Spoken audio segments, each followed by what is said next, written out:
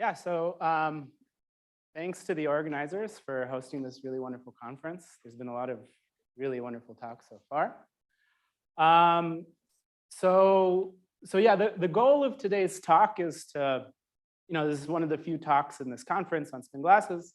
So the goal of today's talk is kind of to advertise what's been going on in the past few years in the theory of spin glasses.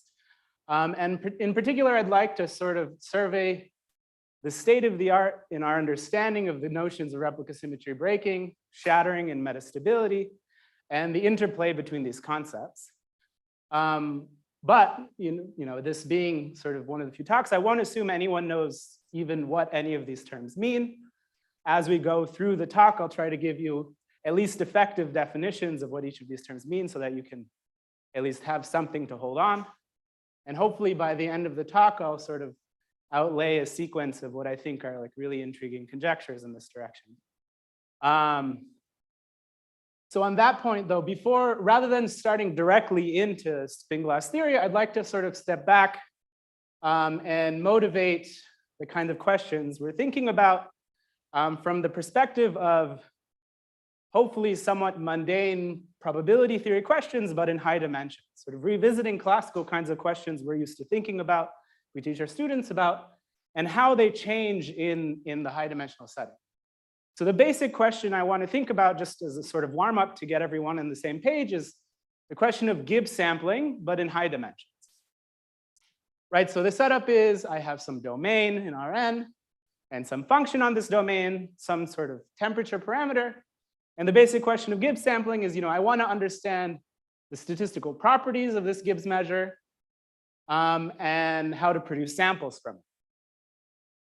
And so the question I want to think about is not, I'm not going to give you one Gibbs measure. The question I want to talk about is for a typical realization of such a measure, for a typical function h, how does this measure look? What are its statistical properties as you've tuned this parameter t? And then in a related vein, okay, you have such a measure. For a typical such measure, what is the time scale to equilibrium? When are the phase transitions for fast versus slow mixing? Can you understand spectral gaps for the corresponding Markov processes and things like this? So let's just roll up our sleeves and think naively about this question. So I wanted to understand it for a typical function, so I need some sort of ensemble in the space of functions, so I'll take something fairly simple. So first I'll take my domain to be the sphere in dimension n. And as my functions, I'll just take homogeneous polynomials of fixed degree. And then for the typicalness, I'll make the coefficients themselves random. We'll say Gaussian IID. And then how do you choose the normalization of the variance? You choose the normalization of the variance so that there's a non-trivial energy entropy trade-off. So that this measure isn't sort of trivially just the maximum for h, or isn't trivially just living on the equator. So then what's going on here, right? The naive, how do you analyze these things? Sort of the back of the envelope way you do this is you say, okay, I have my function, I do some calculus, I find where the critical points are, where the local minima are, and then the Gibbs measure should somehow be competing between, living on the equator and living in bands around these local maxima. So what happens when it's a polynomial of degree 1, right? You're just looking at a linear form on the sphere. So you know where the maximum is, the minimum is, it's at the North Pole, right? So then, as you vary t, the Gibbs measure should move between living on the equator and moving on being some band of a certain latitude, depending on the temperature, at least heuristically. So now when p is 2, you say, okay, let's make it a little bit simpler. Let's assume the polynomial symmetric. Then what are you doing? You're looking at the Raleigh quotient for a real symmetric Gaussian random matrix. So you say, okay, well, it's a random matrix with probability 1. It has a non-degenerate spectrum, so you know the critical points, right? The critical point of index k, you have n critical values. The critical value of index k is the corresponding eigenvalue. The critical points are the eigenvectors.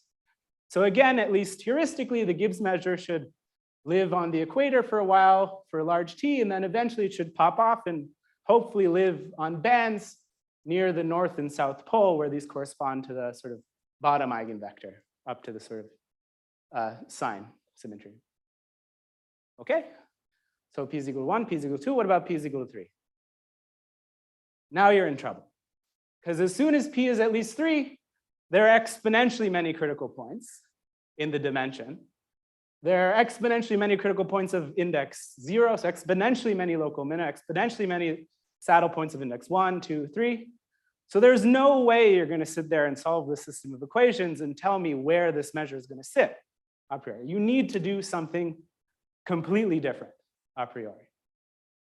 And so then the basic question is, okay, so then what do I do now? How do I analyze these things?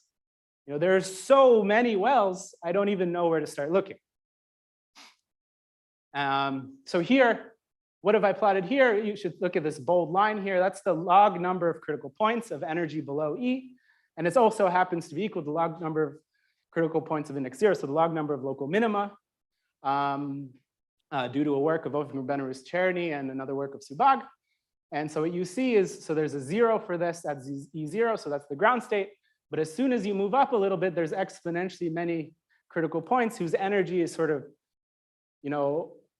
at least of order of magnitude comparable to the ground state. So it's really not clear what to do. So it turns out this question has been studied since the 70s in the statistical physics literature for a completely different reason. The question was, in the 70s, on the tails of all these remarkable successes in condensed matter theory, where there were good understanding of ordered material, metals, I remember like problem sets from undergrad was like, okay, I give you this scattering picture. Tell me, is this a metal? Is it shiny? Is it not? Is it conductor? You can answer all these questions. So then the question was, okay, so what about materials with inherent disorder? And even more, there's a question of, there are glasses. Glasses are there in the world, the windows. Can we understand what it means to be a glass? And is this sort of onset of being a glass a real phase transition? And can we develop some sort of model for this glass transition? Right, so this wasn't, and actually still is, a very active field that hasn't really settled the answer to this question. And many different models have been proposed. And sort of the key properties, if you crack open one of these books on glassy systems, usually you'll see a few different key properties, and two of them that come up again and again are the notions of disorder, right? The corresponding Hamiltonian should somehow be some stochastic process on your configuration space with strong local correlations. And then complexity. It's expected that, if you construct a spin glass model, the Hamiltonian should somehow have there should be exponentially many local minima, exponentially many states, if you will, on which the Gibbs measure or the dynamics could be trapped. And this exponential complexity is supposed to be one of the hallmarks of being glassy, so to speak. So, but then the issue is, because of this exponential complexity, many of the classical tools break, right? There isn't a natural sort of low dimensional order parameter, something like the magnetization or an empirical type that you can sort of grab onto and build a large deviations theory around to compute free energies. Then even worse, even if you could develop an effective static theory of the glass transition, if it's true that you have exponential complexity, it's not even clear you could even simulate these problems to test your theory. But nevertheless, there was some incredible breakthroughs. Sort of the first sort of major breakthrough in this direction was by Parisi, who said, well, okay, sort of the classical perspective on critical phenomena is, phase transitions should correspond to the breaking of some symmetry. And so Parisi said the glass transition should maybe correspond to the breaking of this exotic symmetry, which he introduced, called the replica symmetry. And then from that, Parisi and his collaborators, Mazard, Virasoro, and many others, made this sort of incredible picture about what the sort of system looks like in the glassy phase, where you have the idea is that once you are in this glassy phase, this replica symmetry breaking phase, the Gibbs measure should break into pure states, whatever that means. These pure states should be organized as an ultrametric subset of the unit ball of separable Hilbert space. The weights corresponding to the pure state should arrange in terms of a Royal probability cascade, which is sort of a hierarchical generalization of the Poisson-Dirichlet process. And there's a whole rich structure there. But then fast forward about 9 years, and Kirkpatrick and Thierry came along and said, hey, hey, wait a second, the replica symmetry breaking picture, because of this Poisson-Dirichlet structure, you expect the Gibbs measure really to live on morally large but finitely many things, right? Poisson-Dirichlet should want to live on the 17 richest guys. The complexity is not playing a role. And then what they said is, well, actually, we think there's yet another notion of a glass transition, this time a dynamical one. And this one corresponds to a property called shattering that they introduced. And then, fast forward another 8 years or so, and another group of physicists, Brian and Mazard, said, well, if we're going to start talking about dynamics, another question you could ask is, when does metastability start to happen? Like things like these spinodal transitions. And then what they found is that the onset of metastability in the system should happen at an even higher temperature than this supposed dynamical phase transition, at an even higher temperature than this notion of shattering. And so then, then the plot really thickens, right? So the questions I want to talk about today is, I'd like to sort of give you effective definitions of each of these notions and explain what it is that we understand about the trade-off between each of these three things, when the regimes in which these hold. And what I'll do is I'll focus on a particularly simple class of spin glass models, which is, unfortunately, even at the level of physics, to my knowledge, the only class of models where these questions are completely fleshed out at the level of physics. At the level of math, by the end of today's talk, I'll point out how much is left. And there's a lot. So, okay, so what is the spherical p-spin model? So this model was introduced in the early 90s by Crisanti and Summers. And the setup is, your configuration space is the unit sphere in dimension n of radius root n this time. And then your Hamiltonian will be just a random homogeneous polynomial of degree p with Gaussian coefficients, where the variances again are chosen so that there's a natural energy entropy trade-off. And then, so, what are we going to be interested in today is the Gibbs measure for the system and the corresponding Langevin dynamics. And so in particular, what I'd like to explain to you is what we know about the following sort of conjectural phase diagram for this system. From temperature 0 up into a certain temperature Ts is the replica symmetry breaking phase. And then above it is replica symmetric. From Ts until another temperature, TSH, you have this conjectured shattering phase of Kirkpatrick and Thierry, where a totally new phenomenon occurs that, at least to my knowledge, doesn't appear in the classical ordered models of statistical physics. And then there's yet another phase transition, which is the onset of metastability. And then, the story goes on. So okay, so let's start. So I'm going to go from bottom up. I'm going to sort of increase in temperature through this talk. So I'll start with the replica symmetry breaking phase. So the starting point for understanding the replica symmetry breaking phase is by computing the free energy of the system. And so this free energy was first computed using what's called the replica method by Crisanti and Summers, and then later rigorously proved first by Talleyrand for even p, and then by Chen for all p, in terms of a certain variational problem over the space of probability measures.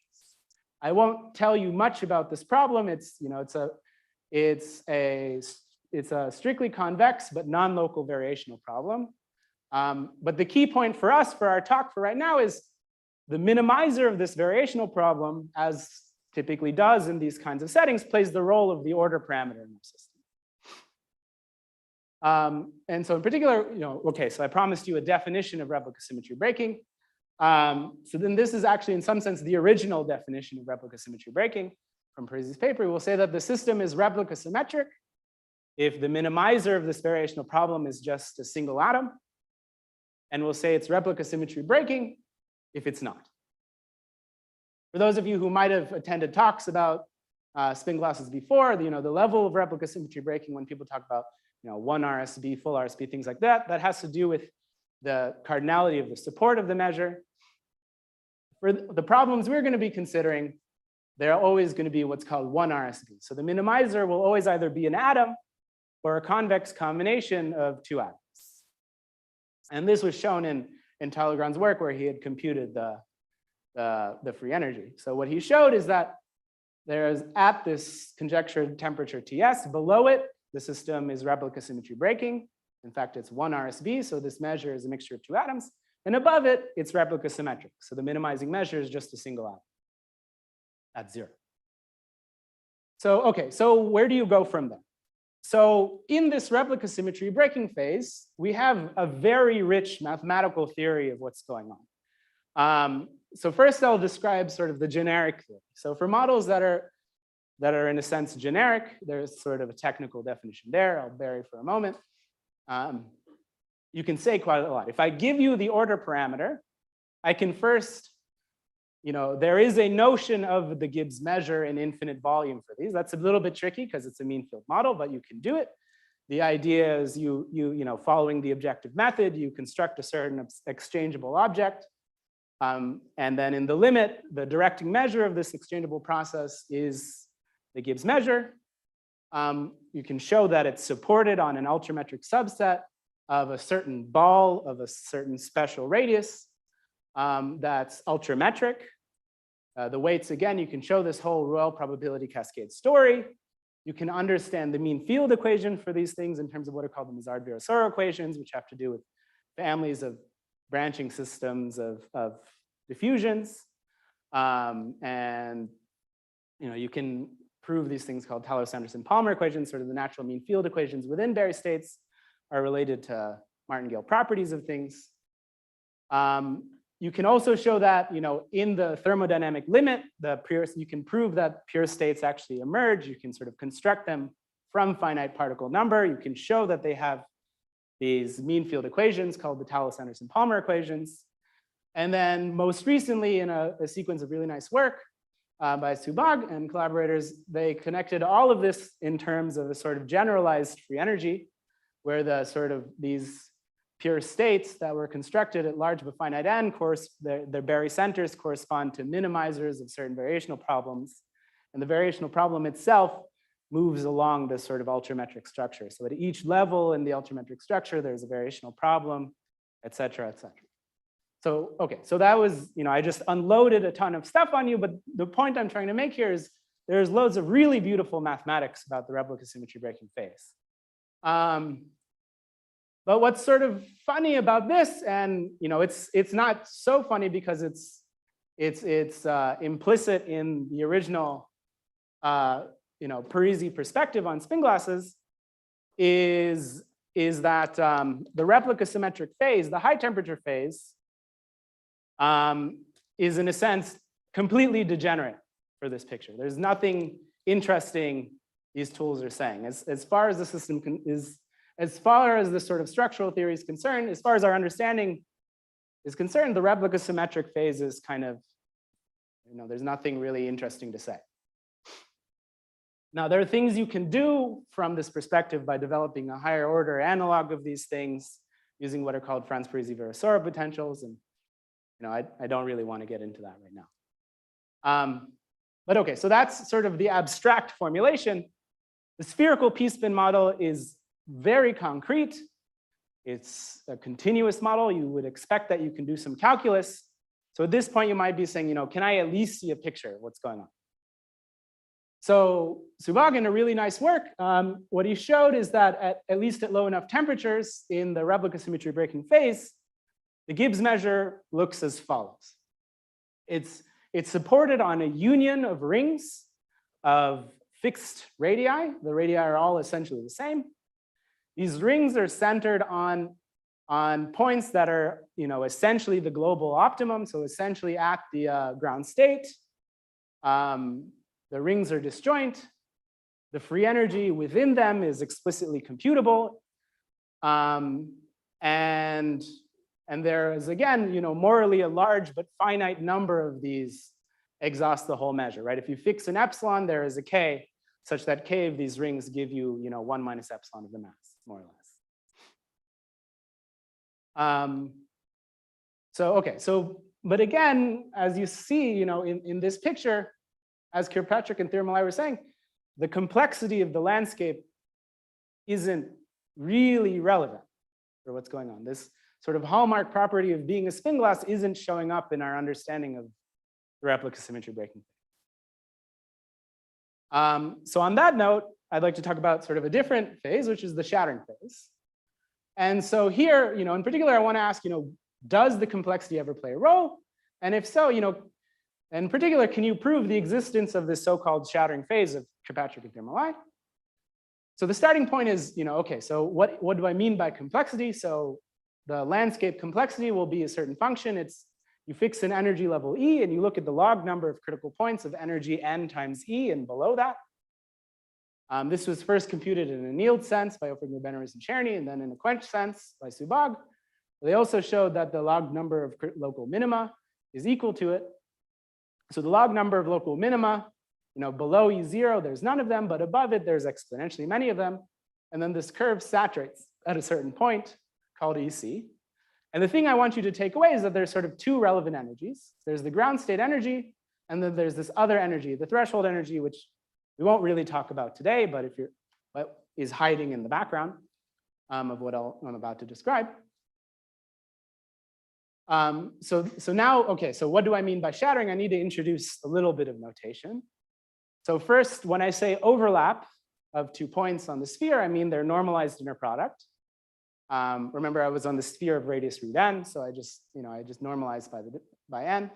When I say ring, I'll always ring about a point x of overlap q is just those points that have overlap essentially q with x. When I say restricted free energy, I mean just take the free energy and restrict to the set that you're looking at. And whenever I say subdominant, I mean a set's subdominant if the free energy of the whole system minus the free energy of that set is bigger than a constant, right? That is, it's C subdominant if this is a large deviation event with rate at least n for the Gibbs measure. So what is shattering? We'll say that the system is shattered at temperature T if there is an energy level, an overlap, and a separation parameter such that there is a collection of critical points of energy essentially n times E. Here epsilon and eta are sequences that are going to 0. So you have a collection of critical points of energy essentially E.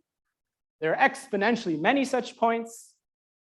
Each of these points is sort of R separated, and in fact, their balls of overlap Q are disjoint. Each ball is exponentially unlikely to occur for the Gibbs measure. But somehow miraculously, if you look at the union of all such balls, the free energy of all such bands or rings, the free energy of the union is asymptotically equivalent to the free energy of the system.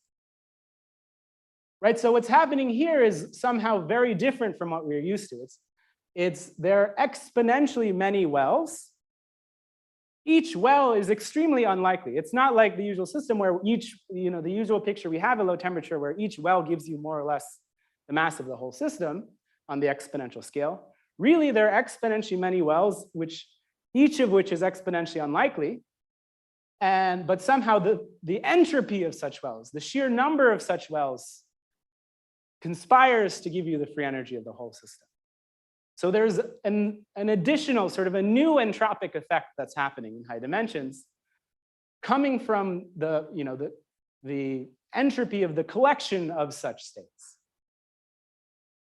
So just to sort of compare in a doodle, so in the RSV phase, what I was saying is, okay, so you have all of these exponentially many wells, which was coming from the landscape complexity perspective, but really just the deepest few of them have essentially all of the mass. The free energy of essentially one of them is the free energy of the whole system. But in the shattering phase, there are exponentially many wells that start to matter. Each one is somehow thermodynamically irrelevant, but because of the entropy of such wells, they together give you the free energy of the whole system. And so it turns out we can show that this sort of shattering phase exists in spherical p-spin models when p is at least 4. So you can show that in particular, the system is shattered for temperatures between the static phase transition and some T naught. So in fact, you do see this setting where there is a regime in the replica symmetric phase where the Gibbs measure still has a really exotic structure. That's sort of very different from the sort of classical models we're used to, ordered models. In this phase, there are somehow exponentially many states, so to speak, exponentially many rings that are far from each other and somehow conspire to give you the whole system. And furthermore, because of this, you can compute the free energy, and it's what's called the Taylor-Sanderson-Palmer free energy formula. The free energy of the total system is equal to something called the TAP free energy, which is related to this thing I had mentioned earlier that Subhroshekhar had calculated, plus a correction term. So the TAP free energy is the free energy within one of these states. But then, like I said, there's a correction term coming from the fact that there are exponentially many such states. Right? And so the idea of the proof of this is just literally that, right? The free energy of the system, I said, because of shattering, because of this free energy equivalence condition, free energy of the system is essentially the free energy of these bands. So, okay, so, and can compute the free energy of each one. So then it's an exponential sum, essentially, of n times this. So the free energy of the whole system is the free energy of one of them, plus the log number of them. And then with some, jumping around and dancing a little bit, you can show that this log number is essentially actually the complexity. So the log number of local minimum of that energy level E. So just to sort of summarize where we are right now, from 0 temperature up in TS, we have replica symmetry breaking. Above it, we have replica symmetry by the work of Talleyrand. But now in the replica symmetric phase, something exotic is happening up to a certain T0. Conjecturally, the true shattering threshold is at a certain TSH, and this is not yet that. I'll get back to that toward the end of the talk.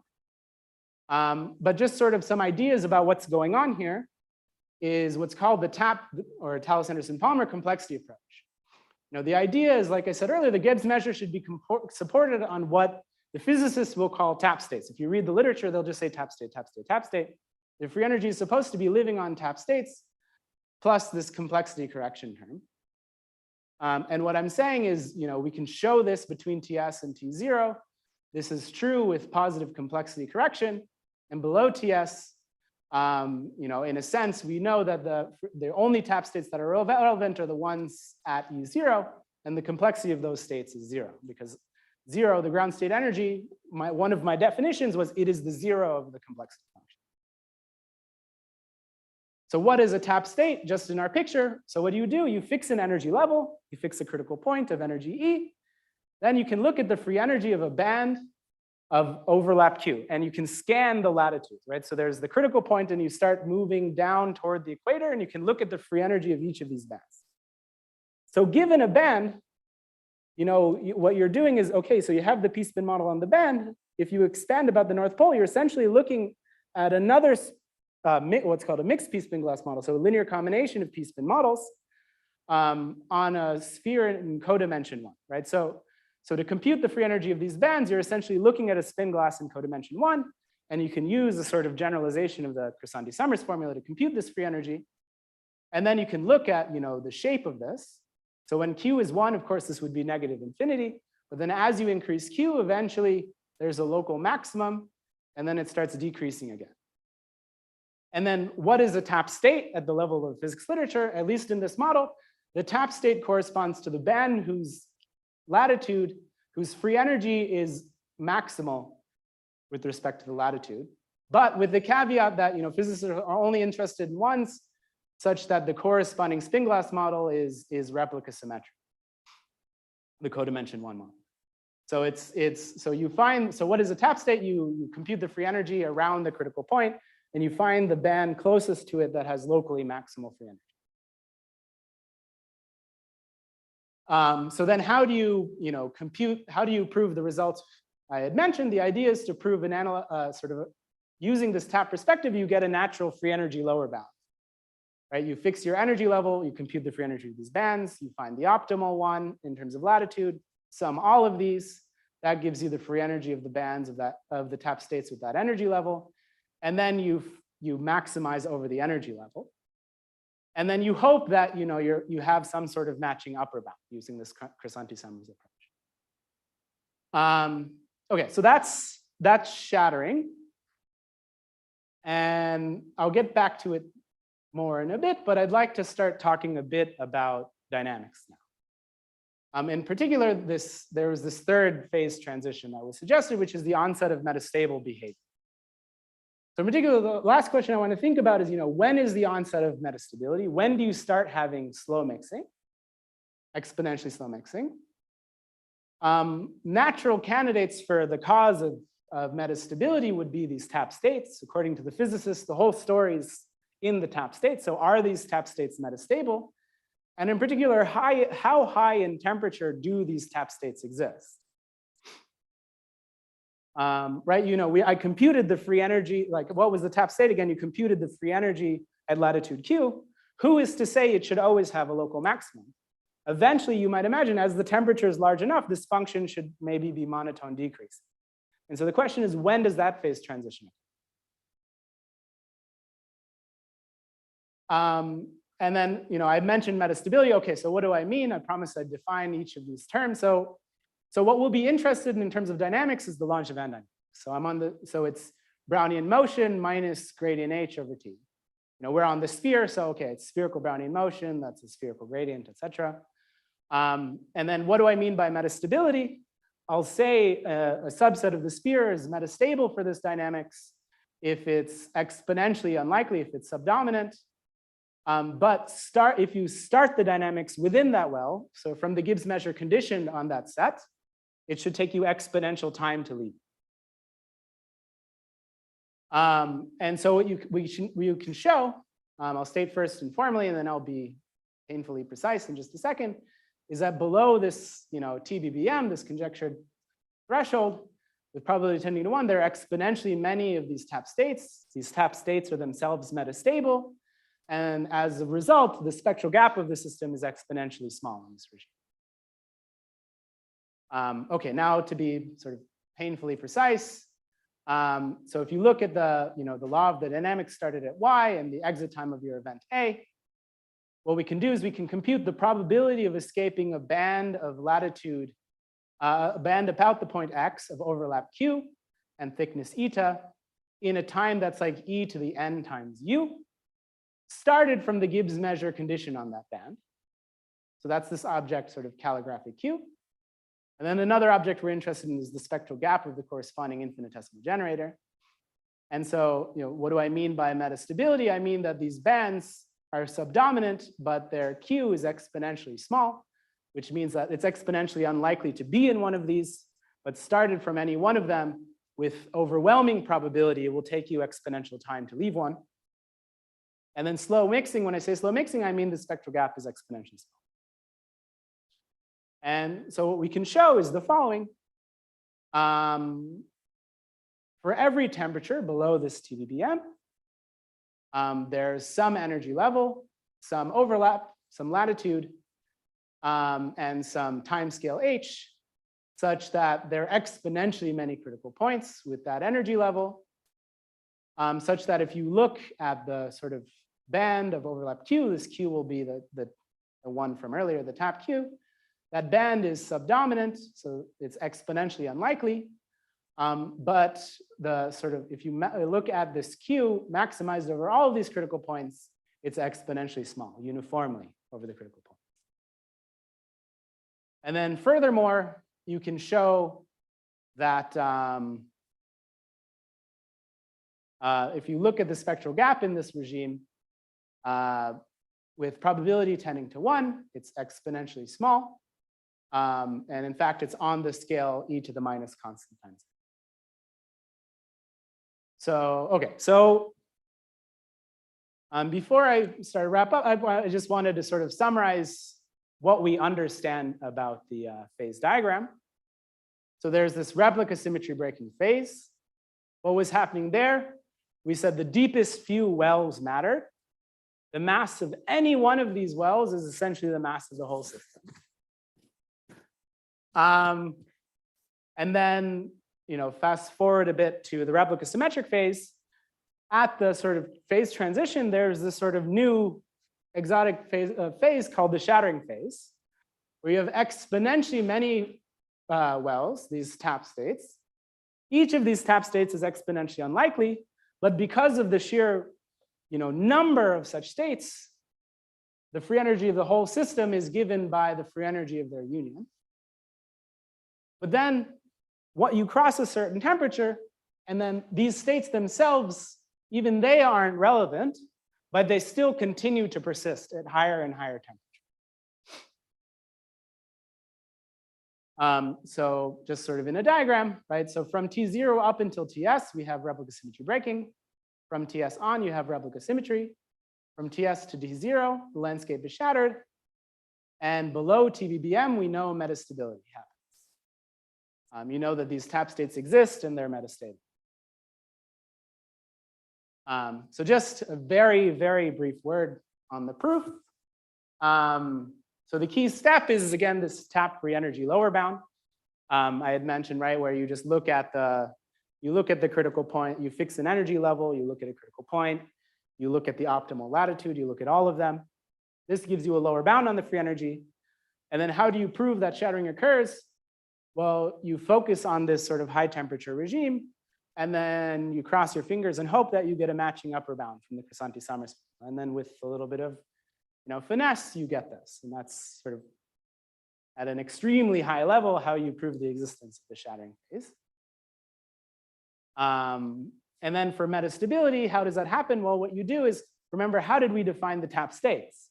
We defined them as, the Q corresponding to them should have a local optimum of the free energy, right? Which means that the free energy, there should be what's called a free energy well. The free energy should have this sort of hump picture.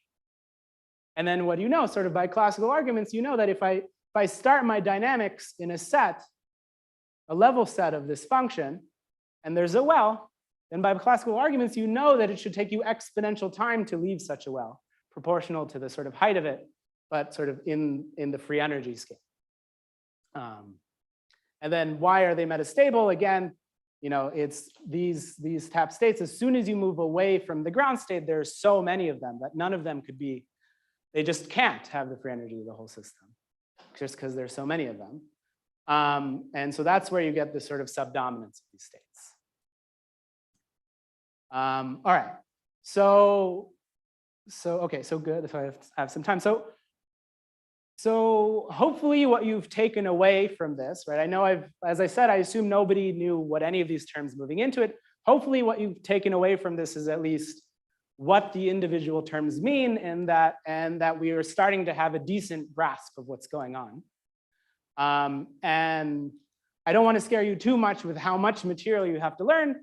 Instead, what I want to do is say, there are a lot of really, really cool questions that are left here. And I really want to advertise the questions that are left, because I think part of the reason why the field has been so stuck for so long is it wasn't even obvious to experts in the theory of spin glasses on the mathematical side what the natural conjecture should even be in terms of the phase diagram. So from this, now at least I can hopefully explain to you a natural sequence of conjectures about what should be happening. What should the full phase diagram be? So the first thing is in terms of statics. So as I mentioned, we proved the existence of shattering up until some T naught. But as I mentioned, T naught is not the predicted phase transition. There's another one, and there's an explicit formula for it.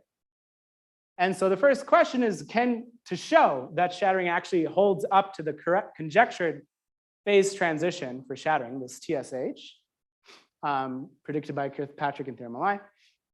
And then an even cooler question, well, not an even cooler question, another really cool question is, does shattering happen only in this regime? And it's a lot more delicate than it sounds, because even at the level of physics, right, we're studying mean field systems. So one question you should think is, everything I defined in terms of shattering was at the level of free energies. So everything I talked about was on the exponential scale. So another intermediate question you might ask is, does shattering occur for the Gibbs measure itself? Right, I define things in terms of free energies. What does the actual Gibbs measure itself look like? That's a somewhat different question. And so yeah, so it's not at all clear that shattering should stop there, but it's expected to at this conjectured TSH. But then I really wanted to get to dynamics, because firstly, there's starting to be a little bit motion on some of these questions again. So, one question people have been thinking a lot about is spectral gaps for spin glass problems. The spectral gap for the SK problem has received a ton of attention in the past couple of years.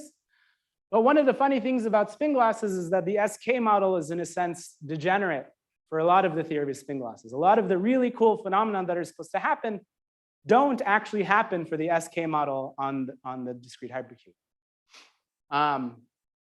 So the question I want to ask is, okay, so one question you could ask is, when is the onset of fast mixing? When is the spectral gap order 1? When do you have log Sobolev of order 1? So a natural conjecture is, if the physicists are correct and the TAP states are the only thing that should matter, those are this would be sort of the natural analog of these sort of things that you see in Ising models, the sort of natural states. It would be natural to suggest that, if TBBM is the temperature beyond which these states stop existing, it's natural to expect that this TBBM should be the onset of fast mixing.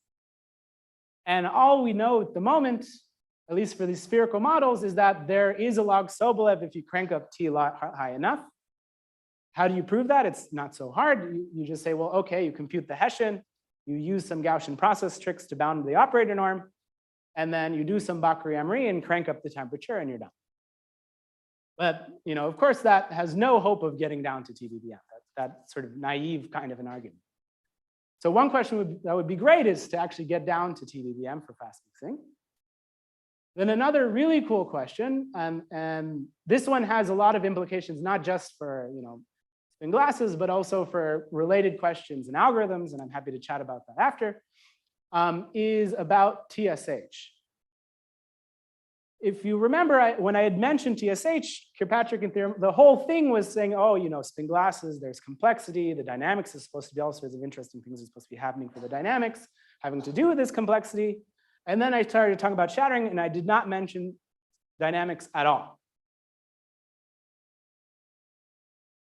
So one question is to actually prove the dynamical interpretation of this shattering transition, and it's in terms of what is called the relaxation time. And so just a sort of a caveat or just a warning sign, but what physicists mean by relaxation time and what the sort of Markov chain mixing time community means by relaxation time are different. So when I say relaxation time, I mean time to equilibrium from a uniform at random start. Right? Mixing time bounds are about time to equilibrium from the worst possible start. But what's supposed to happen at TSH is it's supposed to be the transition for the time to equilibrium from a uniform at random start, or as physicists would say, from an infinite temperature start. So just to sort of summarize the sort of family of conjectures I'm hoping that people will eventually prove is the following. So we know replica symmetry breaking up until TSH and replica symmetry after. But then from TSH up until the conjectured proper shattering transition, show that shattering occurs and that the relaxation is slow. So the relaxation time is exponentially small. Above TSH, show that relaxation is fast. And then from TBBM on, show that mixing is itself fast. So yeah, that's about all I wanted to say. So yeah, thanks for listening. And yeah, thanks again.